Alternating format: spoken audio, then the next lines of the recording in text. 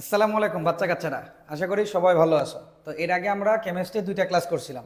দুইটা ক্লাসে আমরা তোমাদেরকে বেসিক কিছু জিনিস শিখাইছি।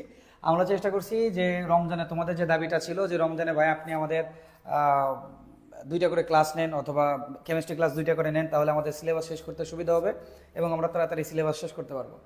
তো যেহেতু আমাদের 5 মাসের মধ্যে কোর্সটা কমপ্লিট করে দেওয়ার নিয়ম, বা 5 মাসের মধ্যে আমরা মানে কোর্সটা কমপ্লিট করে দিতে চাচ্ছি, তো সে অনুযায়ী আমাদের হাতে সময় আছে 4 মাস। তো আমরাও চিন্তা করলাম যে আসলে কীভাবে তাড়াতাড়ি করে কোর্সটা কমপ্লিট করা যায়, যেটাতে তোমাদের অনেক সুবিধা হবে, যাতে করে তোমরা যারা এবার এসএসসি 2026 ব্যাচের শিক্ষার্থী আছো তোমরা যাতে করে তোমাদের প্রি টেস্টের প্রিপারেশনটা খুব সুন্দর মতো নিতে পারো। সেই জন্য আসলে আমাদের এখন থেকেই দুইটা করে কেমিস্ট্রি ক্লাস আমরা দিছি। তো এখন অলমোস্ট আর কিছুক্ষণ পরে আমাদের ইফতারি শুরু হয়ে যাবে। তো আমরা প্রতিদিন যতটুকু পারি ততটুকু আস্তে আস্তে করে আমরা শেষ করার চেষ্টা করবো। তো আমাদের আজকের টপিকটা তোমরা টাইটেল দেখে বুঝতে পারতেছো যে আজকের টপিক আমরা যেটা নিয়ে ডিসকাস করবো সেটা হচ্ছে অ্যাবাউট রাদারফোর্ড মডেল। তো এই রাদারফোর্ড মডেলটা আমরা অ্যানিমেশনের মাধ্যমেও দেখবো কীভাবে কী দিয়ে কথাবার্তা হয়। তোমরা সবাই কিন্তু নোটগুলো জানো, নোটগুলো আমি তোমাদেরকে দিয়ে দিছি। সো নোটের মধ্যে খুব সুন্দর করে সব কিছুর এক্সপ্লেনেশন দেওয়া আছে।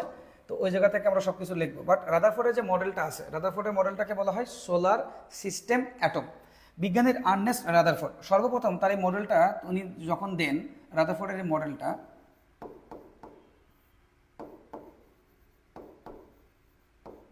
রাদারফোর্ড মডেল, এই রাদারফোর্ড মডেলটা উনি যখন দেন, উনি দেন হচ্ছেন আপনার 1911, ঠিক আছে। 1911 উনি সর্বপ্রথম এই মডেলটা উনি মানে দেন। উনার আগে একজন মডেল দিছিল। এই যে মডেলটা দেন, এই মডেলগুলোকে কি বলা হয়? Atomic model. অ্যাটমিক মডেল, ঠিক আছে। অ্যাটমিক মডেল, যেটাকে বাংলায় বলা হয় পরমাণুর মতবাদ। পরমাণুর মতবাদ। পরমাণুর মতবাদ মানে কি? অ্যাটমটা কিভাবে তৈরি, তার বিহেভ কীরকম করে, তার আশেপাশে কি আছে, ইচ অ্যান্ড এভরিথিং উনি যে মডেলটাই দেয় সেই মডেলটাকে বলা হয় অ্যাটমিক মডেল অথবা পরমাণুর মডেল। তো ইনার এই মডেলটাকে আরেকটা সুন্দর নাম দেওয়া হয় solar system atom. Solar system atom, বা এটাকে বলা হয় সৌরজগতের মডেল। কেন সেটা পরে দেখাচ্ছি। সৌরজগতের মডেল।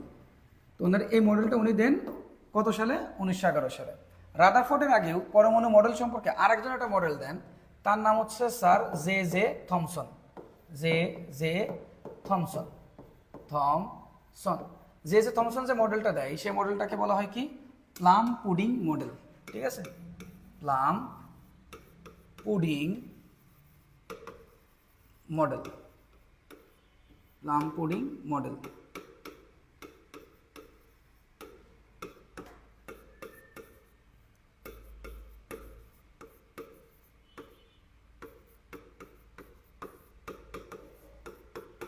এই প্লাম পুডিং মডেলটা দেওয়া হয় হচ্ছে 1897-এ। তাহলে রাদারফোর্ডের মডেলের আগে একজন মডেলটা দেয়, কিন্তু তার মডেলটা আসলে গ্রহণযোগ্যতা পায় না। তার কিছু লিমিটেশনের জন্য সেই মডেলটা কোনো গ্রহণযোগ্যতা পায় না। রাদারফোর্ডের মডেলে রাদারফোর্ড কিছু জিনিসপত্র দেখেন। রাদারফোর্ড যেটা ব্যবহার করেন রাদারফোর্ডের মডেলে সেটা হচ্ছে হিলিয়াম, ঠিক আছে। সে হিলিয়ামটাকে ব্যবহার করে, কারণ হিলিয়াম থেকে একটা পার্টিকেল বের হয় বা একটা রে বের হয়, সেটাকে বলা হয় আলফা রে।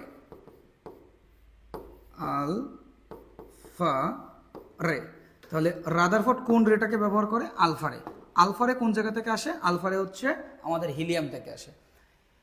হিলিয়াম থেকে যে আলফা রেটা আসে, আলফা রে যাদের থেকে আসে সেগুলোকে বলা হয় রেডিও অ্যাক্টিভ এলিমেন্ট।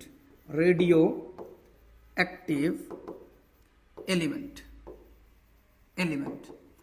অ্যাক্টিভ এলিমেন্টের বাংলা অর্থ হচ্ছে তেজস্ক্রিয় মৌল, ঠিক আছে। তেজস্ক্রিয়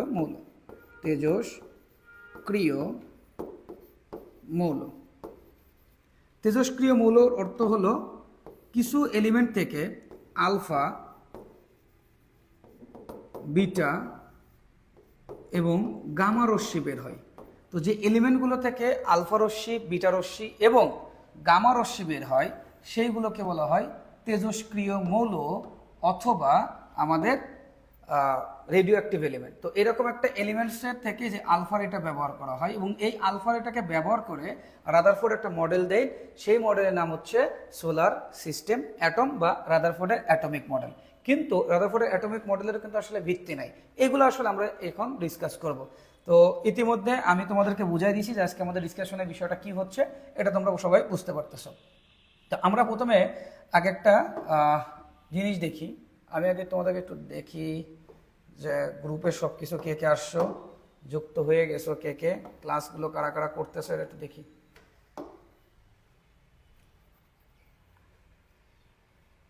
14 জন ক্লাস করতেছো, দেখে নেই কে কে কি কমেন্ট করছো দেখি।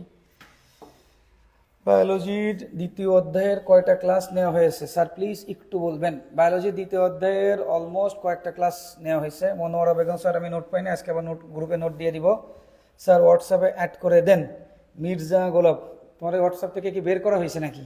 অ্যাড করতে হবে মানে ও তাহলে কালকে তুমিই সেই ব্যক্তি যে গ্রুপে অন্য কোনো কিছু না কথা বলতেছিলা। আচ্ছা শোনো, গ্রুপে যদি অন্য কোনো কিছু না কথা বলে 1 সেকেন্ডও চিন্তা করবে না মডারেটর, সেকেন্ডের মধ্যে তোমাকে গ্রুপ থেকে বের করে দেবে। এখন আমার হোয়াটসঅ্যাপও মডারেটর ইউজ করে, কথা বুঝছো?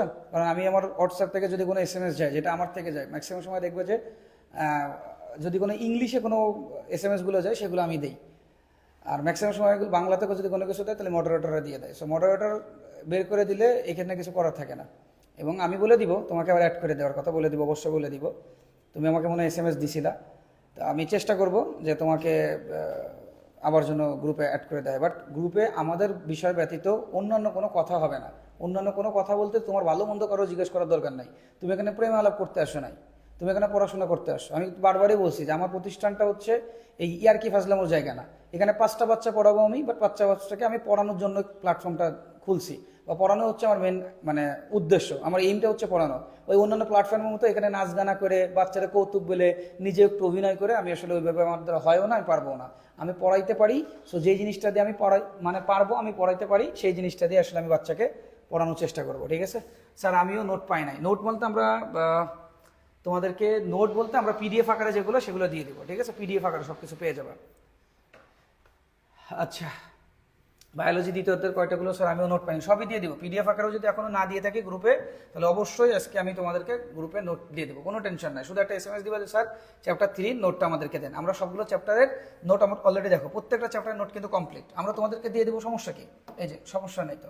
কিন্তু অনেক সময় কি যে আমরা দিয়ে দিলে তোমরা আবার অনেকে লাইভে ক্লাসগুলো করতে চাও না, এগুলো কিন্তু খুব মানে খারাপ একটা বিষয়। তো আমরা এখানে বললাম যে রেডিও অ্যাক্টিভ এলিমেন্টসগুলো হচ্ছে সেই এলিমেন্ট যে এলিমেন্টগুলো থেকে আলফা রে, বিটা রে, গামা রে এগুলো বের হয়, সেগুলোকে বলা হয় রেডিও অ্যাক্টিভ এলিমেন্ট।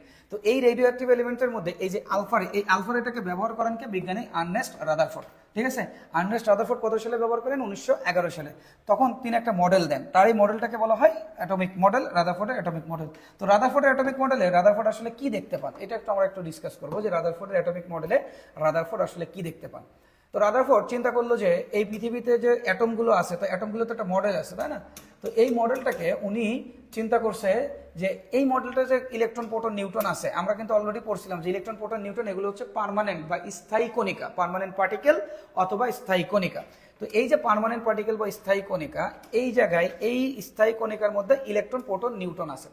তো রাদারফোর্ডের মডেলে দেখো এটা একটা হিলিয়াম, হিলিয়াম থেকে এই যে যেগুলো বের হচ্ছে এগুলো হচ্ছে রে, এই যে যেটা চলে গেল এটাকে বলা হয় আমাদের আলফা রে। এই আলফা রেটা রাদারফোর্ড পাঠায় দিচ্ছে। রাদারফোর্ড এই আলফা রে যখন পাঠাবে তখন এই জায়গায় যেটা আছে সেটাকে বলা হয় গোল্ড ফয়েল। ঠিক আছে, গোল্ড ফয়েল বলা হয়। এই যে এটাকে বলা হয় গোল্ড ফয়েল, মানে এটা একটা সোনার পাত, এটাকে বাংলায় বলা হয় সোনার পাত, সোনার পাত অথবা গোল্ড ফয়েল। এর লেন্থ অনেক ছোট। ঠিক আছে, এটাকে যদি আমি লেন্থটা যদি দেখি, এর পুরুত্ব বা এর ব্যাস বা ওয়াইড বা থিকনেস, এর থিকনেসটা হচ্ছে 0.0004 সেন্টিমিটার। তার মানে বুঝতেছো 0.0004 সেন্টিমিটার মানে থিকনেস কিন্তু অনেক অল্প, 0.0004 সেন্টিমিটার। তাহলে এই যে থিকনেস, এত চিকন বা এত পাতলা একটা জিনিসের উপরে রাদারফোর্ড তার মডেলটাকে ফেলেন। উনি দেখতে চান যে আসলে এই যে মাঝখানে উনি যখন এরকম করে রে ফেলেন, তো ওর মাঝখান থেকে ম্যাক্সিমাম রে যেগুলো আছে সেইগুলো কিন্তু বের হয়ে যায়, ম্যাক্সিমাম রেগুলো কি বের হয়ে যায়। গত ক্লাসে আমরা তোমাদেরকে দেখাইছিলাম যে যখন আমরা কোনো কিছুর একটা ম্যাস বের করি, ম্যাস মানে পারমাণবিক ভর, ঠিক আছে। যখন আমরা ম্যাস বের করি A = P + n ধরি, অর্থাৎ প্রোটন প্লাস আমরা নিউট্রন ব্যবহার করি, প্রোটন প্লাস আমরা নিউট্রন ব্যবহার করি, নিউট্রন ব্যবহার করি, তাহলে প্রোটন ব্যবহার করি সাথে নিউট্রন ব্যবহার করি। তো এই যে নিউট্রন আর প্রোটন ব্যবহার করি, কিন্তু আমরা কিন্তু জানি যে ইলেকট্রন আমরা আছে, কিন্তু আমরা ইলেকট্রনটাকে কেন ব্যবহার করি না? কারণ ইলেকট্রনের ম্যাস অনেক অনেক অনেক কিন্তু আসলে ছোট, এই জন্য আমরা ইলেকট্রনের ম্যাস ব্যবহার করি না। এই ক্ষেত্রে একটা জিনিস মনে রাখো, দ্য ভেলোসিটি অফ আলফা রে ইজ মোর দ্যান ইলেকট্রন। তার মানে আলফা রের ভেলোসিটি বা বেগ, আলফা রের বেগ ইলেকট্রনের থেকেও অনেক বেশি। তার মানে যেটার বেগ যত বেশি সেটা কিন্তু খুব দ্রুত যে কোনো কিছুকে ভেদ করে যেতে পারে অথবা পেনিট্রেট করে যেতে পারে। যেমন গুলি, আমাদের কাছে ছোট্ট একটা গুলি, এই গুলি যদি নর্মালি তোমার গায়ে আমি যদি ছুঁড়ে মারি তাহলে কিন্তু তোমার কোনো কিছুই হবে না, কিন্তু যখন ভেলোসিটি অনেক বেশি দেওয়া হয়, গুলির বেগ যখন অনেক বেশি থাকে, ভেলোসিটি অনেক বেশি থাকে, তখন কিন্তু গুলি তোমার এদিক থেকে ঢুকে এদিক থেকে বের হয়ে যাবে। তার মানে বেগ যার বেশি সে কোনো কিছুকে লাথি মেরে একদিক মানে অন্য জায়গায় সরাই দিতে পারে।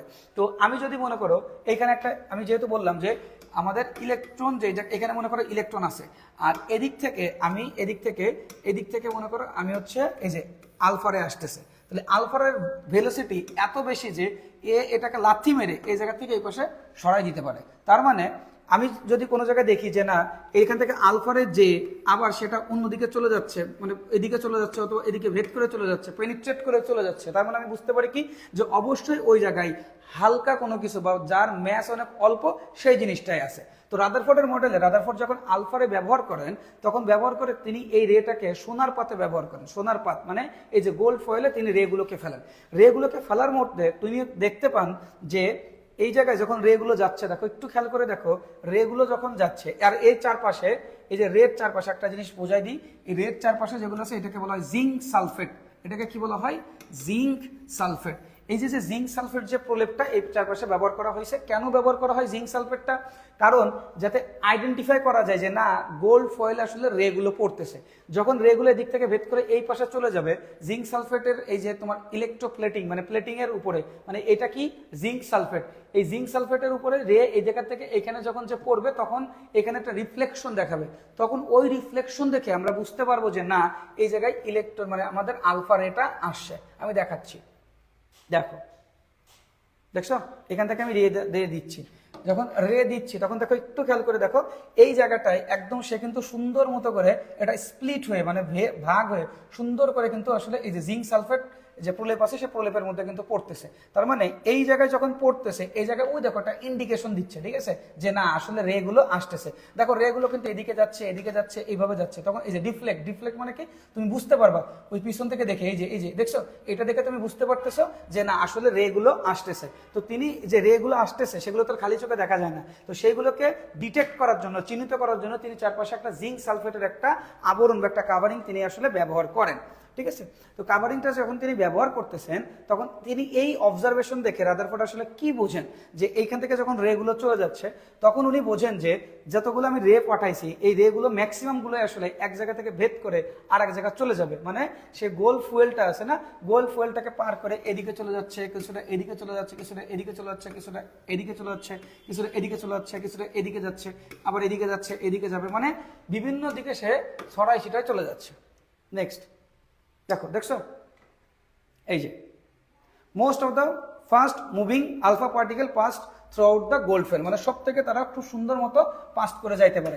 এখন কোশ্চেন হচ্ছে দেখছো এই যে তারা কিন্তু মুভ করে সব দিকে সরাই যাচ্ছে, কেন সরাই যাইতে পারতেছে? কারণ গোল্ড ফয়েলের এই জায়গাগুলোতে হালকা কোনো কিছু আছে।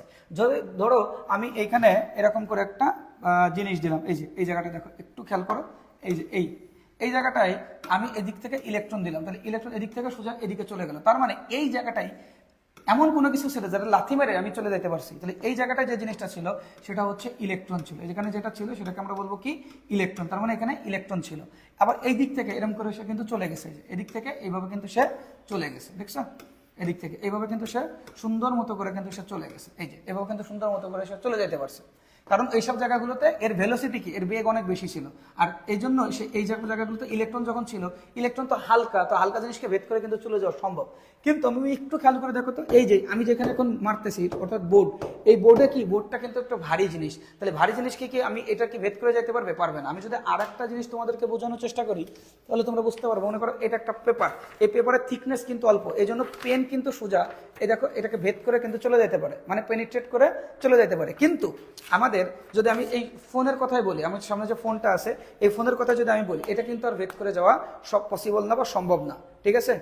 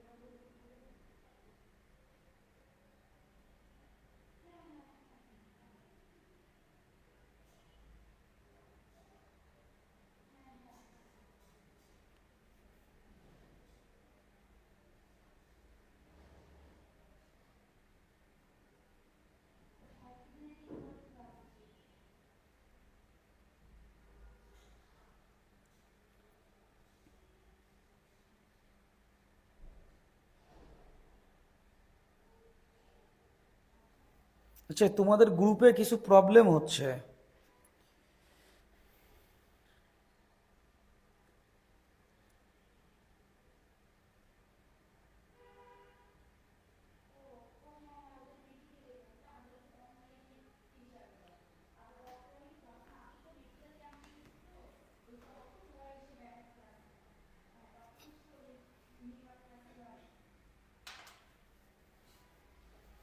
আচ্ছা দেখো, তাহলে আমরা কি বললাম যে যেটার এদের এর ভেলোসিটি অনেক বেশি, তোমাদের গ্রুপে কিছু প্রবলেম হচ্ছে, এটা একটু আমি ঠিক করার চেষ্টা করব। তবে আমার যতটুকু মনে হয় এটা তোমাদের পার্সোনাল ফেসবুক আইডির মনে হয় কোনো প্রবলেম হতে পারে। হ্যাঁ, তো এখানে একটু খেয়াল করে দেখো যে এই জায়গায় যে ইগুলো আছে আমাদের যে রিয়াকশন, মানে এই রে যেগুলো আছে সে রেগুলো ভেদ করে যেতে পারতেছে কেন, বিকজ অফ সেই জায়গায় হালকা কোনো কিছু আছে, এবং হালকা যে জিনিসটা থাকে সেই জিনিসটাকে বলা হয় ইলেকট্রন। কিন্তু এইরকম তুমি যদি চিন্তা করো, তুমি 20,000, কতগুলা 20,000, 20,000, এই 20,000 তুমি এরকম আলফা রে দিবা, কত দিবা, 20,000 আলফা রে তুমি এখানে পাঠাবা।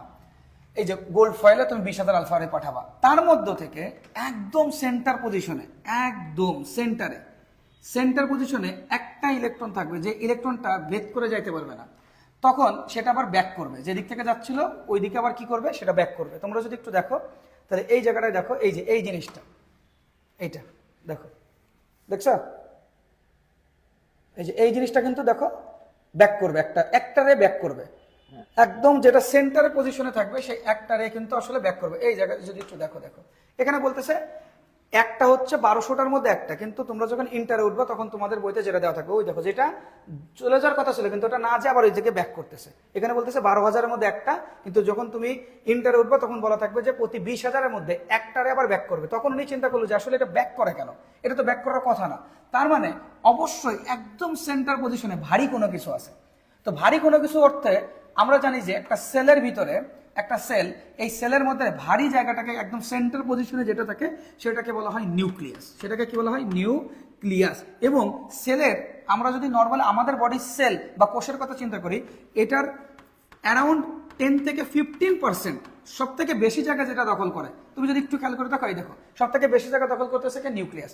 তখন উনি এই চিন্তা থেকে উনি তখন বললো যে তার মানে অবশ্যই এই জায়গাটায় ভারী কোনো কিছু আছে, এবং সে সব থেকে বেশি জায়গাটা এবং সব থেকে ভারী যে জিনিস বা ওয়েটফুল জায়গাটা দখল করতেছে সেটা হচ্ছে আমাদের নিউক্লিয়াস, ঠিক আছে। সেটা আমাদের কে দখল করতেছে, নিউক্লিয়াস। এবং এই নিউক্লিয়াসকে তখন উনি বোঝানোর জন্য উনি সেটাকে নাম দিয়েছে কি, নিউক্লিয়াস। এবং উনি বলেন এই নিউক্লিয়াসের মধ্যে থাকে কি, প্রোটন প্লাস কি ভাইয়া, নিউট্রন। উনি এই যে নিউক্লিয়াসটাকে উনি আবিষ্কার করেন, পরবর্তীতে প্রোটন আবিষ্কার করে ধারণা করা হয় এই প্রোটনটা থাকে হচ্ছে আমাদের নিউক্লিয়াসটা, এই প্রোটনটা থাকে হচ্ছে নিউক্লিয়াসের মধ্যে। তাহলে নিউক্লিয়াস সমান সমান কি হবে, প্রোটন প্লাস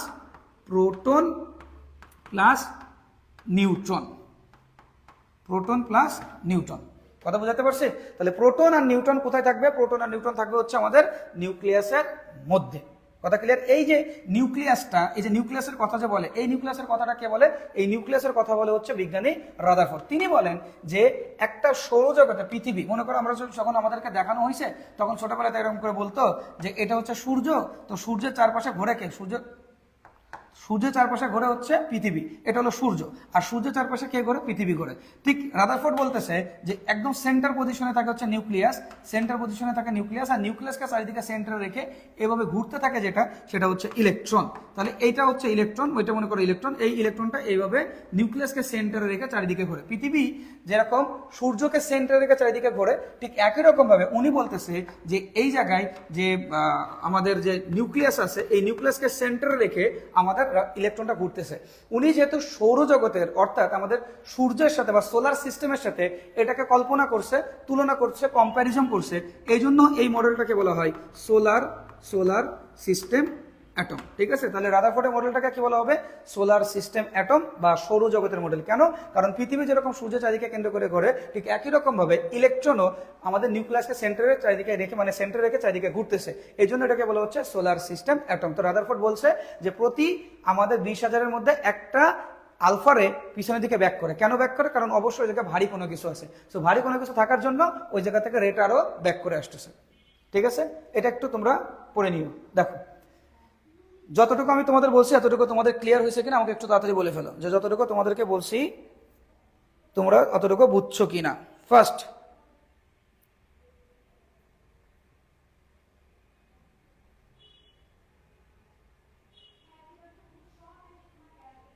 কিছু প্রবলেম হচ্ছে।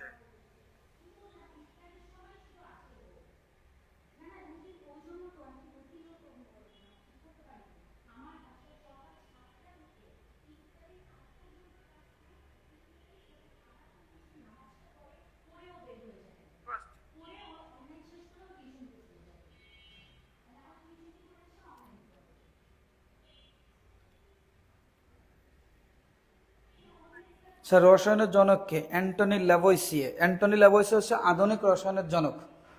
কিন্তু যদি বলা হয় যে তোমার রসায়নের জনককে, তাহলে হবে হচ্ছে তোমার জাবির ইবনে হাইয়ান। এগুলো সম্পর্কে আমরা কিন্তু ফার্স্ট ক্লাসগুলোতে বুঝাইছি। শাহরিয়ার স্যার লিখছে clear, Samia Tasnuva clear, sir গ্রুপে অ্যাড দিয়ে হোয়াটসঅ্যাপ আচ্ছা দিয়ে দিব। মনোহরা বেগম লিখছে ক্লিয়ার। যারা যারা এই মুহূর্তে ক্লাস করতেছো অবশ্যই তোমরা একটু কষ্ট করে আমাদেরকে জানাই দিও। আয়েশা সিদ্দিক লিখছে ক্লিয়ার, সোহানি শারমিন লিখছে ক্লিয়ার। এখন একজন কোশ্চেন করেছে ভাইয়া আলফার এটা না বুঝলাম না। আচ্ছা দেখো, আমি তোমাকে নর্মাল একটা জিনিস বুঝাই। আলফা হচ্ছে কখন বলা হয়? হিলিয়াম দ্বি ধনাত্মক অথবা ডাবল পজিটিভ আয়নকে বলা হয় আলফা। কিরকম? আমরা জানি যে হিলিয়ামের 2টা ইলেকট্রন থাকে। এটা হচ্ছে হিলিয়াম যেখানে 2টা ইলেকট্রন আছে, 2টি ইলেকট্রন আছে। এটা হলো হিলিয়াম যেখানে 2টা ইলেকট্রন আছে। আর এটা হলো হিলিয়াম 2+, এই জায়গায় কোনো ইলেকট্রন আসলে নাই। তার মানে কি? এখানে 2টো ইলেকট্রন, যে 2টো ইলেকট্রন ছিল সেই 2টো ইলেকট্রন কিন্তু আসলে দিয়ে দিছে। তো যখন তুমি 2টা ইলেকট্রন দিয়ে দিবা তখন এই জায়গা থেকে একটা রে বের হবে। রেটা কি আকারে বের হবে? দেখো এনার্জি, আমি যদি মনে করো এখান থেকে আমি যদি এটা মেরে দেই, আমি যদি এই জায়গা থেকে এখান থেকে এটাকে যদি আমি সরাই দিই, তাহলে অবশ্যই কিন্তু এই জায়গা থেকে আমার এনার্জি বের হবে। তাহলে হিলিয়াম থেকে আসলে আমার কি বের হবে? দেখো একটু যদি খেয়াল করে দেখো যে হিলিয়াম 2+, যদি আমি হিলিয়াম থেকে 2টো ইলেকট্রন ছেড়ে দিই, হিলিয়াম থেকে 2টো ইলেকট্রন ছেড়ে দিই, মানে আমাকে এনার্জিটাও বের হবে, এনার্জিটাও কিন্তু চলে যাবে। তখন এনার্জিটা কি আকারে আসলে বের হয়? তখন এনার্জিটা আলফা রে আকারে বের হয়। আলফা, যেমন আমি যখন এখন দেখো এনার্জিটা নষ্ট করতেছি, এই এনার্জিটা কি আকারে এখন বের হচ্ছে? সাউন্ড আকারে। তাহলে হিলিয়াম যখন 2টো ইলেকট্রন তুমি ছেড়ে দিবা, তো একটা সন্তানকে যদি মেরে ফেলে দিতে হয় তাহলে কিন্তু তার কিন্তু শক্তি লাগবে, তখন সে কিন্তু কান্নাকাটি করবে, তার কিন্তু কষ্ট হবে। তো একই রকম ভাবে যখন এই জায়গা থেকে তোমার হিলিয়াম থেকে যখন এই যে তুমি 2টো ইলেকট্রন ছেড়ে দিবা, তখন এই জায়গা থেকে যখন তোমার শক্তি কিন্তু বের হবে। তো হিলিয়াম থেকে যখন শক্তিটা বের হয়ে যাবে তখন সেই শক্তিটা কি আকারে বের হবে? আলফা রে আকারে বের হয়ে যাবে। ওই আলফা রেটাকে ব্যবহার করা হয়, ওই আলফাটাকে ব্যবহার করে বিজ্ঞানী রাদারফোর্ড। তো এটা ছিল রাদারফোর্ডের কথাবার্তা। ঠিক আছে? কেন শুধুমাত্র একটি কণায় ফিরে আসবে? ভাই একটা কণা তো ফিরবে না। তুমি যদি 40,000 দাও, তার মধ্যে একটা বেরোবে, মানে 2টা বেরোবে। প্রত্যেক 20,000-এর মধ্যে থেকে একটা আসবে, কারণ বাদ বাকিগুলো একদম টু দা পয়েন্টে হিট করতে পারতেছে না। তুমি 20,000 দিলে দেখা যাচ্ছে এখানে এখানে এখানে এখানে এখানে এখানে এখানে এখানে এখানে এখানে এখানে এখানে এখানে এই যে এইসব জায়গাগুলোতে হিট করতেছে, রেগুলো যাচ্ছে। কিন্তু প্রতি 20,000-এর মধ্যে একটা এই জায়গায় যাচ্ছে, যে এখানে যাচ্ছে কয়টা? একটা। তাহলে প্রত্যেক 20,000 থেকে একটা বের হবে, 40,000 থেকে 2টা বের হবে, 60,000 থেকে 3টা আসবে, 80,000 থেকে তোমার হচ্ছে 4টা আসবে, এইভাবে এক একটা করে ব্যাক করবে। এবার দেখো limitation of Rutherford model, limitation of Rutherford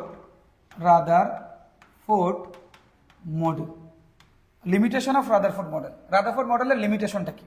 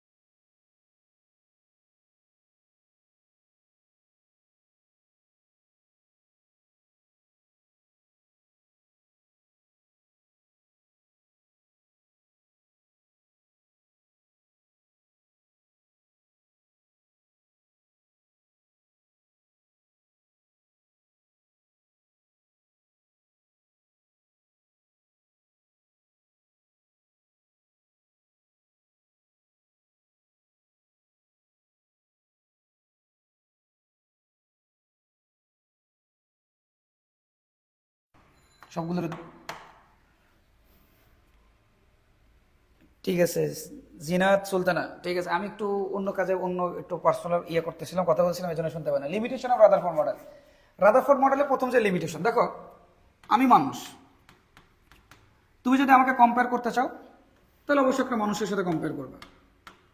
তুমি যদি আমাকে কখনো কম্পেয়ার করতে চাও তাহলে অবশ্যই একটা মানুষের সাথে কম্পেয়ার করবে। তুমি কিন্তু আমাকে একটা গরুর সাথে কম্পেয়ার করবে না, তাই না? তুমি আমাকে কখনো একটা গরুর সাথে কম্পেয়ার করবে না।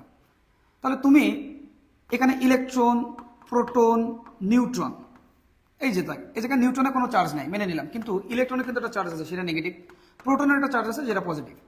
তুমি আমার এমন কোনো কিছুর সাথে এগুলোকে কল্পনা করতে পারবা বা কম্প্যারিজন করতে পারবা বা তুলনা করতে পারবা যেদের চার্জ আছে। এখন পৃথিবীতে আসলে ধারণা করা হয় সূর্যের কিন্তু কোনো চার্জ নাই। সূর্য উইথাউট চার্জ, অর্থাৎ ওর কোনো চার্জ নাই। আর পৃথিবী কিন্তু কোনো, পৃথিবী তুমি বলতে পারো না পৃথিবী পজিটিভ চার্জ অথবা নেগেটিভ চার্জ, পৃথিবীর কিন্তু কোনো চার্জ নাই। তাহলে ও যে বললো, রাদারফোর্ড যে বলছেন যে সূর্যের সাথে তুলনা করছেন এবং পৃথিবীর সাথে তুলনা করছেন, উনি বলছেন যে পৃথিবী, সূর্য যেরকম পৃথিবীকে কেন্দ্র করে ঘোরে, সূর্যকে কেন্দ্র করে কে ঘোরে? পৃথিবী ঘোরে, ঠিক আছে? পৃথিবী ঘুরে সূর্যকে কেন্দ্র করে, মানে সূর্যকে সেন্টারে রেখে পৃথিবী ঘুরতেছে। এখানে উনি বলতেছে সূর্য সমান সমান নিউক্লিয়াস। তাহলে নিউক্লিয়াসকে সেন্টারে রেখে কে ঘুরতেছে?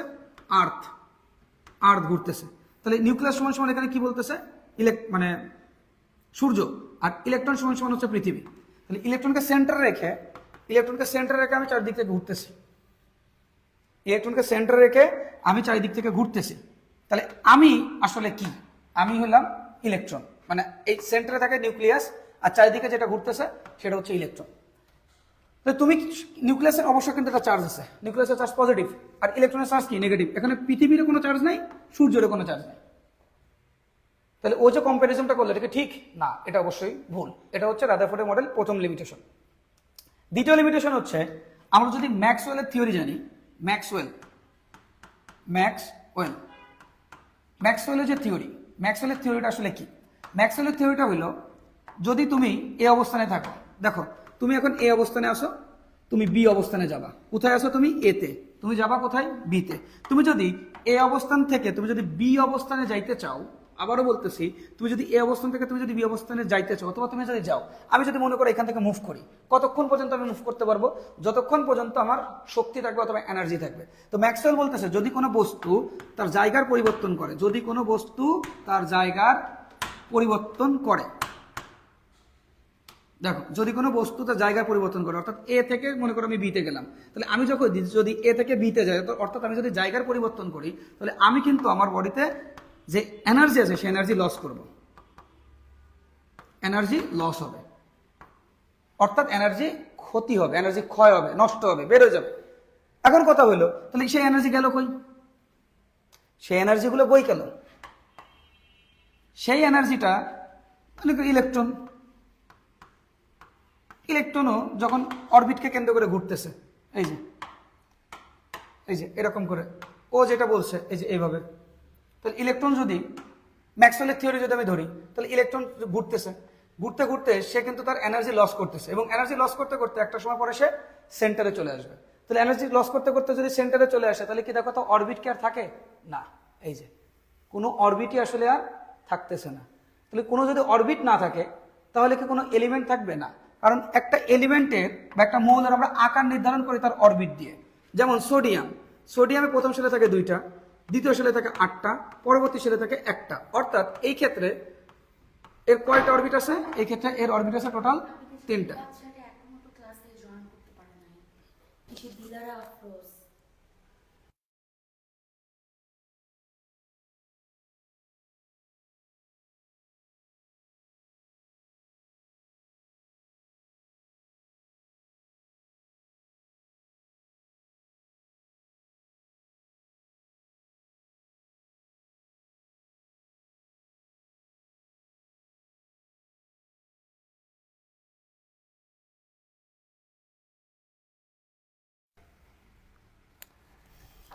তোমাদের এই গ্রুপটা নিয়ে এখন একটু পেইন হয়ে যাচ্ছে, যুক্ত হইতে পারতেছে না দুই একজন। আস্তে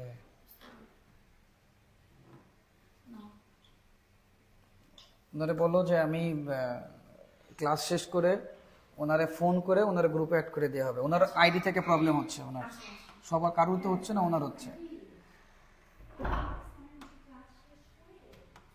দেখো এই জায়গাটাই আমরা যেটা বললাম যে একটা সোডিয়ামের কতগুলো, সোডিয়ামের শেপটা কেমন হবে এটা ডিপেন্ড করে সোডিয়ামের কতগুলো অরবিট আছে সেটার উপরে। আমরা জানি প্রথম সেলে দিব 2টা, পরের সেলে 8টা, তারপরের সেলে হবে হলো 1টা। তাহলে এখানে অরবিট কয়টা হলো? অরবিট হচ্ছে 3টা, first orbit, second orbit, third orbit. তাহলে সোডিয়ামের শেপ হচ্ছে এরকম। এখন অরবিটের উপর বেস করে তাদের শেপ হয়, কারণ অরবিটই নাই। যদি অরবিটই না থাকে, অরবিটই নাই, যদি অরবিট না থাকে তাহলে তুমি তাদের কোনো শেপ দিতে পারবা? কখনোই না। এই জন্য তাদের কখনো কোনো শেপ হবে না। তাহলে এই যে শেপ, এটা ডিপেন্ড করে কিসের উপরে? এটা ডিপেন্ড করে অরবিটের উপরে।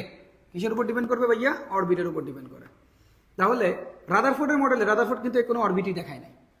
তাহলে ম্যাক্সওয়েলের থিওরি অনুযায়ী ম্যাক্সওয়েল যেটা বলছে, যদি কোনো পরমাণু বা যদি কোনো একটা বস্তু তার জায়গার পরিবর্তন করে বা স্থানের পরিবর্তন করে, স্থান বা ডিস্টেন্স যদি সে মেক করে, তাহলে অবশ্যই সেই জায়গা থেকে তার এনার্জি লস হবে। ইলেকট্রন যেহেতু সবসময় ঘুরতেছে, তাহলে ইলেকট্রনেরও কিন্তু আসলে একটা এনার্জি লস হবে, এবং এনার্জি লস করতে করতে সে কিন্তু একদম সেন্টারে চলে আসবে। যদি সেন্টারে চলে আসে, তাহলে ওই জিনিসের কিন্তু আসলে কোনো এক্সিস্টেন্স থাকে না। এটাই কিন্তু রাদারফোর্ডের সব থেকে বড় 2টা লিমিটেশন। তো রাদারফোর্ডের এটা হচ্ছে লিমিটেশন। তো রাদারফোর্ডের লিমিটেশন যেটা আছে, আমরা যদি আমাদের নোটের মধ্যে যদি একটু খেয়াল করার চেষ্টা করি, আমরা দেখো আমাদের প্রতিটা নোট কতটা নিখুঁতভাবে তোমাদেরকে বানানো হয়েছে, তাহলে তোমরা বুঝতে পারবে। রাদারফোর্ডের মডেলের সীমাবদ্ধতা, প্রথম মডেলের সীমাবদ্ধতা হচ্ছে সামগ্রিকভাবে চার্জবিহীন। চার্জিনের কথাবার্তাগুলো আমরা বলছি। ম্যাক্সওয়েলের তথ্য অনুযায়ী কি বলছে ম্যাক্সওয়েল সেটা আমরা বলছি। পরমাণুর বর্ণালী সম্পর্কে কোনো রকম কোনো ধরনের মডেল কখনো দেয় নাই। বর্ণালী যেটাকে বলা হয় ইংলিশে স্পেকট্রাম। স্পেকট্রাম শব্দের অর্থ কি? দেখো এই জায়গায় আমরা জানি যখন কোন একটা পরমাণু নিচের শেলে থাকে, রাদার বোর্ডের মডেল অনুযায়ী এটার আসলে আমরা এক্সপ্লেনেশন পাবো, কিন্তু এই জায়গায় আসলে আমরা পাবো না। মনে করো এই জায়গায় এনার্জি আছে, ঠিক আছে, এই যে এই জায়গায় এনার্জি আছে, এই জায়গায় এই যে ইলেকট্রন এই জায়গা থেকে তুমি এখানে নিবা, অথবা এই জায়গা থেকে এইখানে নিবা, এই জায়গা থেকে আবার এখানেও যাইতে পারে, এই জায়গা থেকেও এখানে যাইতে পারে, আবার এখান থেকে কিন্তু ব্যাক করবে। যদি কোনো ইলেকট্রন তার জায়গার পরিবর্তন করে, যদি কোনো ইলেকট্রন তার জায়গার অর্থাৎ অরবিটের পরিবর্তন করে, অরবিটের পরিবর্তন করে, একই জায়গায় ঘোরার কথা বলতেছি না, একই জায়গায় ঘোরার কথা বলতেছি না, আমি বলতেছি যদি কোনো একটা ইলেকট্রন একটা অরবিট থেকে আরেকটা অরবিটে যায়। আবারও বলতেছি, কোনো একটা ইলেকট্রন যদি একটা অরবিট থেকে আরেকটা অরবিটে যায়, যদি তুমি আবার সেই এনার্জিটা নিয়ে নাও তাহলে আবার আগের স্টেজে সে ফিরে আসে। তখন এই জায়গা থেকে একটা কি বের হয়, এই জায়গা থেকে স্পেকট্রাম বের হয়। স্পেকট্রাম মানে হলো বর্ণালী, বর্ণালী মানে হলো যার জন্য আমরা কোনো বস্তু কালারফুল দেখি। কিন্তু রাদারফোর্ডের মডেলে রাদারফোর্ড তো এটা বলেই নাই। এই টপিকটা আরেকটু ক্লিয়ার হবে ইনশাল্লাহ নেক্সট দিন, অর্থাৎ আগামীকালকে তোমাদের বোরের মডেল বোঝানো হলে তখন তোমাদের কাছে এই জিনিসটা আরেকটু ক্লিয়ার হবে। তবে আমরা কি বললাম যে এই জায়গায় ইলেকট্রন যেটা দেখতেছো, ইলেকট্রন যদি কখনো তার অরবিটের পরিবর্তন করে তখন তাদের মাঝখানে ইলেকট্রনের এক যে শক্তির গ্রহণ অথবা শক্তির বর্জনের একটা কথাবার্তা থাকে, সেই শক্তির গ্রহণ অথবা শক্তির বর্জন বা অ্যাবজর্পশন অথবা তোমার হচ্ছে এমিট বা রিলিজ করার কথাবার্তা থাকে। কিন্তু আমাদের রাদারফোর্ড যেহেতু উনি কোনো অরবিটের কথাই বলেন নাই, তাহলে এই জায়গায় ইলেকট্রন অ্যাবজর্বেরও কথাবার্তা আসবে না, ইলেকট্রন এমিটেরও কথাবার্তা আসবে না। তো এই জন্য বলতেছে যে আসলে এই যে 3 নম্বর পয়েন্ট যেটা আছে যে পরমাণুর বর্ণালী বা স্পেকট্রাম সম্পর্কে কোনো ধরনের কোনো মডেল তিনি দিতে পারেন নাই। আবার বলতেছে একাধিক ইলেকট্রন বিশিষ্ট পরমাণুগুলো নিউক্লিয়াসে কিভাবে ঘুরতেছে সেটার কোনো ব্যাখ্যা আসলে দেওয়া সম্ভব হয় নাই। একাধিক ইলেকট্রন বলতে আসলে আমরা কি বুঝি, মনে করো এই জায়গায় হাইড্রোজেন কিন্তু একটা ইলেকট্রন আছে, তাহলে এটাকে বলা হয় এক ইলেকট্রন বিশিষ্ট একটা পরমাণু অথবা এক ইলেকট্রন বিশিষ্ট একটা এলিমেন্ট। তাহলে এই জায়গার ক্ষেত্রে সাধারণত যে ব্যাখ্যা দিতে পারলেও কিছু এলিমেন্টস আছে, যেমন আমি যদি বলি সোডিয়াম, তাই না, এই যে সোডিয়ামের কিন্তু একটা ইলেকট্রন থাকে না, সোডিয়ামের একের অধিক ইলেকট্রন অর্থাৎ 11টা ইলেকট্রন থাকে। রাদারফোর্ডের অন্যতম বড় একটা লিমিটেশন হচ্ছে উনি এক ইলেকট্রন বিশিষ্ট পরমাণুর ক্ষেত্রে ব্যাখ্যা দিতে পারলেও একাধিক ইলেকট্রন বিশিষ্ট কোনো পরমাণুর উনি ব্যাখ্যা দেন নাই, ঠিক আছে, এবং তার ব্যাখ্যাটা কিন্তু আসলে ঠিক না। তো এই জন্য রাদারফোর্ডের মডেলের সঙ্গে সৌরজগতের মডেলের সাদৃশ্য কি জিনিস এখানে কিন্তু আমরা সুন্দর করে নোটের মধ্যে দিয়ে দিছি, এটা তোমরা খুব ভালো করে একটু পড়ে নিতে হবে। এরপর একটা লাইন যেটা লেখা আছে পরমাণু চার্জ নিরপেক্ষ। পরমাণু চার্জ নিরপেক্ষ কেন, এটা কিন্তু আমরা বিগত ক্লাসে তোমাদেরকে বলছিলাম যে কেন একটা অ্যাটম চার্জ বিহীন বা চার্জ নিউট্রাল থাকে, একটা অ্যাটম কেন চার্জ নিউট্রাল কেন থাকে, এটা বোঝানোর আগে আমাকে একটু বলে ফেলো তোমরা সবাই যে রাদারফোর্ডের মডেল নিয়ে তোমাদের কারো কোনো প্রবলেম আছে কিনা। রাদারফোর্ডের মডেলটা লিমিটেশন প্লাস মডেল সিদ্ধান্ত সবকিছু তোমাদের কাছে ক্লিয়ার কিনা। তোমাদের ক্লিয়ার হওয়ার পরে আমি নেক্সট টপিকে চলে যাব। তাড়াতাড়ি একটু বলতে হবে যে ভাইয়া আমাদের কাছে ক্লিয়ার, তারপরে আমি আসলে চলে যাব।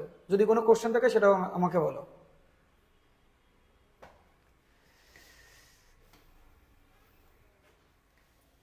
ইলেকট্রন নিউক্লিয়াসের চারপাশে কিসের কারণে ঘোরে?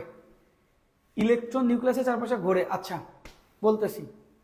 দেখো একটা ভালো কোশ্চেন করছে যে ভাইয়া ইলেকট্রন নিউক্লিয়াসের চারপাশে ঘোরে, এটা তো আসলে ওর মডেল না, এই জন্য আমি এত কিছু বলি না, এটা হচ্ছে বোরের মডেল। ইলেকট্রন যখন ঘুরে, ইলেকট্রন একটা এনার্জি নিয়ে ঘোরে। এখানে মনে করো নিউক্লিয়াসের চারপাশে ঘুরতেছে, এই যে নিউক্লিয়াসের চারপাশে ইলেকট্রন ঘুরতেছে, এই যে ইলেকট্রন এরকম করে ঘুরবে, এই যে এরকম করে ঘুরতেছে। তখন ইলেকট্রন যে ঘোরে তখন ও একটা ফোর্স নিয়ে ঘোরে, সেই ফোর্সকে বলা হয় সেন্ট্রিফিউগাল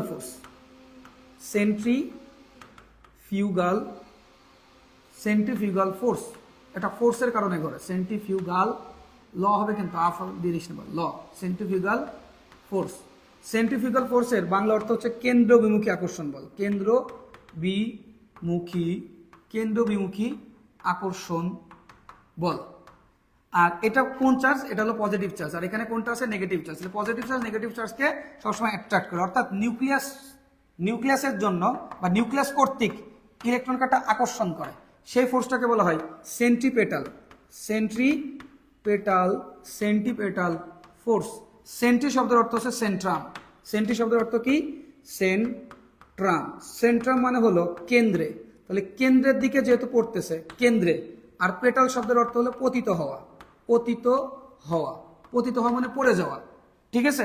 তাহলে কেন্দ্রের দিকে যেহেতু আসতেছে, কেন্দ্রের দিকে কে টান দিচ্ছে, নিউক্লিয়াস টান দিচ্ছে। কাকে টান দিচ্ছে, ইলেকট্রনকে টান দিচ্ছে। তাহলে নিউক্লিয়াস ইলেকট্রনকে টান দিতে যাচ্ছে, তুই ভিতরে আয়।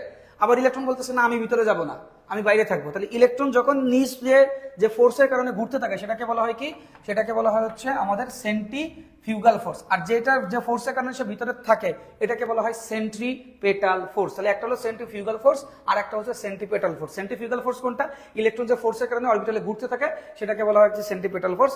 আর সেন্ট্রিপেটাল ফোর্স হচ্ছে কোনটা, যে ফোর্সের কারণে নিউক্লিয়াস ইলেকট্রনকে টানতে সেটাকে বলা হয় সেন্ট্রিপেটাল ফোর্স। একটা জিনিস সবসময় মনে রাখবে, কারণ কোশ্চেন হচ্ছে ভাইয়া তাহলে কি ইলেকট্রন ভিতরে চলে আসে নাকি ইলেকট্রন এদিক থেকে এদিকে চলে যায় নাকি এদিক থেকে এখানে চলে আসে, কখনোই না। এখানে সবসময় মনে রাখবা centripetal force equal centrifugal force. তার মানে সেন্টিপেটাল ফোর্স মানে কি কেন্দ্রমুখী আকর্ষণ বল এবং কেন্দ্র বিমুখী আকর্ষণ বল সবসময় সমান। এটাও যদি 10 হয় এটাও কি 10। তার মানে এইখানে বিষয়টা যেটা দাঁড়াইলো, এ যে ফোর্সে টান দেয়, এই ফোর্সে আবার এও টান দেয়। এ বলতেছে তুই আমাদের 10 দিয়ে টান দে, আমি ভিতরে যাব, আবার ও বলতেছে না আমি বাইরে যাবো, আমিও 10 বলে টান দিব। মানে দুইজনে পরস্পর কি হয়েছে সমান। এই জন্য কোনো ইলেকট্রন ভিতরেও ঢোকে না, আবার ইলেকট্রন কি বাইরেও যায় না। কথা ক্লিয়ার? নেক্সট কোশ্চেন দেখি।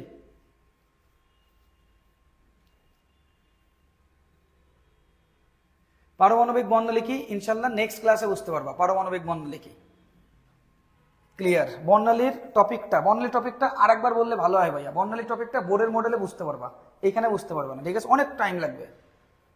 বর্ণালী টপিকটা তোমাদের কেউ বলতে চায় না, আমি বলবো ইনশাল্লাহ, আমি বলবো, সমস্যা নেই। বাট রাদারফোর্ডের মডেলটা ক্লিয়ার কিনা একটু বললে।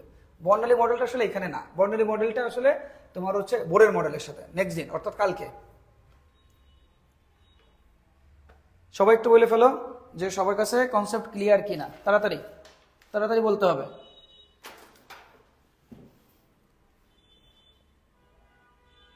কেন্দ্রে প্রোটন সমূহ একে অপরকে বিকর্ষণ করে না কেন? ভালো কোশ্চেন। কারণ এদের মাঝখানে দেখো, এটা ভালো কোশ্চেন, এটার অ্যান্সার যদিও আমি আগেও দিছিলাম। আমরা জানি যে সবসময় মাঝখানে দেখো একদম সেন্টারে থাকে শুধু প্রোটন থাকে। এখন আমরা তো জানি নিউটনে কোনো চার্জ নাই, কিন্তু প্রোটনের চার্জ আছে। প্রোটনের চার্জ কি? পজিটিভ। এখন একটা কমন কথা, যদি একটা ছেলেকে বিয়ে দেওয়া হয় তাহলে কি সে বিয়ে করবে? না।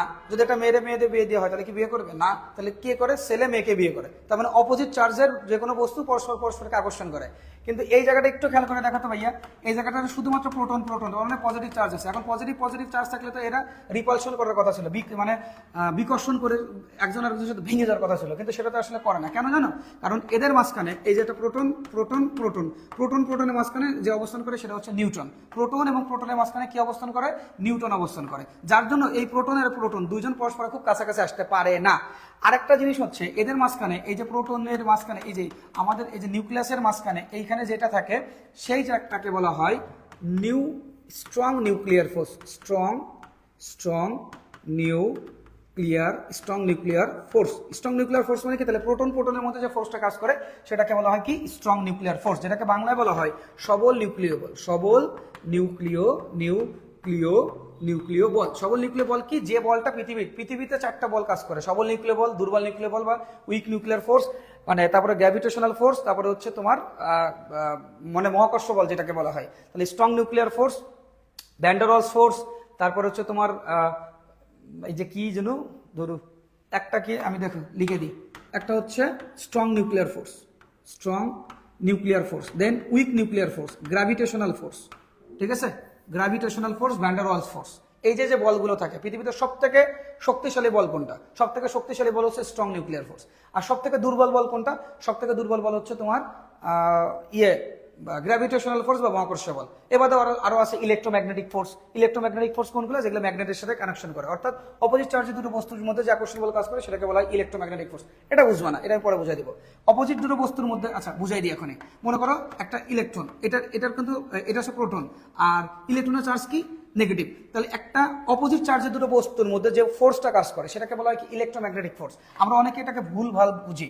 আমি সেইভাবে আগাচ্ছি যেভাবে বুঝলে তোমরা বুঝাবা, কিন্তু তোমাদের মধ্যে অনেক রকম, এখন তোমরা বুঝতেছো অনেক রকম কোশ্চেন আসতেছে, কিন্তু এইসব কোশ্চেনের অ্যান্সারগুলো ধাপে দিতে হবে। ধাম করে দিলে আসলে অ্যান্সারটা তোমরা নিতে পারবে না। তারপরেও দেখো এখানে এটা কি? পজিটিভ চার্জ, এটা কি? Negative charge. এটা যে চার্জ, এটা তার বিপরীত চার্জ। তাহলে বিপরীত চার্জের দুটো বস্তু যে বলের কারণে, অর্থাৎ অপোজিট চার্জের দুইটা এলিমেন্ট বা দুটো সাবস্টেন্স যে বলের জন্য বা যে ফোর্সের জন্য একজন আরেকজনের কাছে আসে, এই ফোর্সটাকে বলা হয় আসলে, এই ফোর্সটাকে বলা হয় আমাদের ইলেকট্রোম্যাগনেটিক ফোর্স। Electromagnetic force. তাহলে ইলেকট্রোম্যাগনেটিক ফোর্স কি? ইলেকট্রোম্যাগনেটিক ফোর্স হচ্ছে অপোজিট চার্জের দুটো বস্তু যে ফোর্সের কারণে দুজনের কাছাকাছি আসে সেটাকে বলা হয় ইলেকট্রোম্যাগনেটিক ফোর্স। কথা ক্লিয়ার? আশা করি তোমরা এই টপিক বুঝবার পারছো, ঠিক আছে? এখন কোশ্চেনটা হইলো, তাহলে আমাদের বিষয়টা কি দাঁড়াচ্ছে? বিষয়টা এটা দাঁড়াচ্ছে যে প্রোটনের মধ্যে যে ফোর্সটা কাজ করতেছে সেটাকে বলা হচ্ছে স্ট্রং নিউক্লিয়ার ফোর্স অথবা সবল নিউক্লিয় বল। তার মানে আমি যদি কোনো কারণে এদের মাঝখান থেকে এই যে নিউট্রনটাকে যদি সরাই দিতে পারি তাহলে প্রোটন প্রোটন দুজনের কাছাকাছি চলে আসবে এবং তাদের মাঝখানে বিশাল বড় একটা বিকর্ষণ হবে এবং তখন একটা এনার্জি বের হয়ে যাবে। কারণ কি তাদের মধ্যে কোন এনার্জি ছিল? স্ট্রং নিউক্লিয়ার ফোর্স ছিল এই জায়গাটায়। এখন এই জায়গাটা থেকে কি বের হয়ে যাবে? বিশাল একটা ফোর্স বের হবে। সেই ফোর্সের জন্য প্রোটন প্রোটন পরস্পরকে মানে বিক্রিয়া করবে, বিকর্ষণ করবে। বিকর্ষণ যখনই বিকর্ষণ করবে তখন এই ফোর্সটা দিয়ে এ আবার পাশের নিউট্রনটাকে সরাই দিবে। আবার এই জায়গায় এটার মধ্যে যখন বিকর্ষণ হবে তখন এটা সরে যাবে, এটা সরে গেলে একটা এনার্জি পাবো, ওইটাতে এটাকে সরাই দিব, এটা সরাই দিব। আলটিমেটলি যখনই একটা নিউট্রনটাকে সরাই দিতে পারবো তখন দুটো প্রোটনের মাঝখানে যে বিকর্ষণটা হবে বা যে রিপালশন হবে, সেই রিপালশনের জন্য যে ফোর্সটা হবে সেই ফোর্সটা দিয়ে আরেকটা মানে নিউট্রনকে সরাই দিব, ওই ফোর্সটা দিয়ে আমি আরেকটা নিউট্রনকে সরাই দিব। আবার যখন বের হবে প্রোটন প্রোটন একসাথে আসবে তখন একটা এনার্জি ক্রিয়েট হবে, ওই ফোর্সটা দিয়ে আমি আরেকটাকে সরাই দিব। এইভাবে কখন আসলে শেষ হবে এটা দেখে কিন্তু আমরা জানি না। আর এই থিওরি বের করে এই থিওরিতে যেটাতে বলা হয় সেটাকে বলা হয় atomic bomb. Atomic bomb. So atomic bomb বা পারমাণবিক বোমা এই থিওরির উপর বেস করে বানানো হয় পারমাণবিক বোমা। এই জন্য পারমাণবিক বোমা এত ক্ষতিকর, কারণ পারমাণবিক বোমা কখন শেষ হবে, কতটুকু ক্ষতি করবে এটা আসলে বোঝা যাবে না। এটা ডিপেন্ড করা হচ্ছে যে তুমি কতটুকু পদার্থ নিচ্ছ। আর পারমাণবিক বোমার ক্ষেত্রে সব থেকে বেশি ব্যবহার করা কোনটা জানো? সব থেকে বেশি ব্যবহার করা হয় ইউরেনিয়াম। ইউরেনিয়াম 235, ইউরেনিয়াম 235টা আসলে ব্যবহার করা হয়। কেন? কারণ এখানে প্রোটনের সংখ্যা বেশি এবং নিউট্রনের সংখ্যাটাও কিন্তু আসলে এখানে অনেক বেশি। এই জন্য ওইখানে প্রোটন আর নিউট্রন যেহেতু বেশি থাকে এই জন্য ওইখানে স্ট্রং নিউক্লিয়ার ফোর্সও বেশি হয়। আর এই কারণে ওইটা দিয়ে আমরা বেশি পারমাণবিক বোমা বানালে ক্ষতিও কি হবে? বেশি হবে। আর পারমাণবিক এই যে ইউরেনিয়াম সমৃদ্ধ দেশ হচ্ছে ইরান। আর এই জন্য সবাই ইরানের এত ভয় পায়। কেন? ইরানের থেকে পারমাণবিক বোম কিন্তু ওরা বেশি তৈরি করতে পারবে এবং ওরা কিন্তু আসলে বেশি তৈরি করে এবং অন্যান্য দেশ ইরানের থেকে ইউরেনিয়াম কিন্তু সংগ্রহ করে নিয়ে যায়। পৃথিবীতে 5টা দেশ আছে যাদের পারমাণবিক বোমা বানানোর ক্ষমতা মানে স্বীকৃতি আছে, কিন্তু ইরানের কিন্তু নাই। ইরান বিক্রি করতে পারবে ইউরেনিয়াম, কিন্তু ইরান কিন্তু ইউরেনিয়াম কিনতে পারবে না। ঠিক মানে পারমাণবিক বোমা কিন্তু ওরা বানাতে পারবে না। কিন্তু এখন কিন্তু বাইরের দেশগুলোর থেকে নিজেদেরকে রক্ষা করার জন্য ইরান আসলে ইউরেনিয়াম কিন্তু তারা বানায় থাকে। ইলেকট্রোস্ট্যাটিক ফোর্স কি জিনিস সেটা পরে, এটা এখন না। আধানের আপেক্ষিক আধান বলতে কি এগুলো পরে বুঝাবো। তড়িৎচুম্বকীয় বল। আচ্ছা স্যার ক্লাস 5:30 আগে শেষ করলে ভালো হয়। ইনশাল্লাহ শেষ হয়ে গেছে। ইনশাল্লাহ এই যে 5:30 বাজে শেষ। আজকের মতো ক্লাস এতটুকু শেষ। নেক্সট দিন ইনশাল্লাহ কালকে আবার আমরা পড়াই দেবো। ঠিক আছে? কালকে ইনশাল্লাহ কালকের ক্লাসে সবাই প্রেজেন্ট থাকবা। কালকে ক্লাস যেন মিস না হয়। ঠিক আছে? সবাই ভালো থেকো, সুস্থ থাকো। আল্লাহ হাফেজ। আজকের মতো এতটুকুই। আসসালামু আলাইকুম।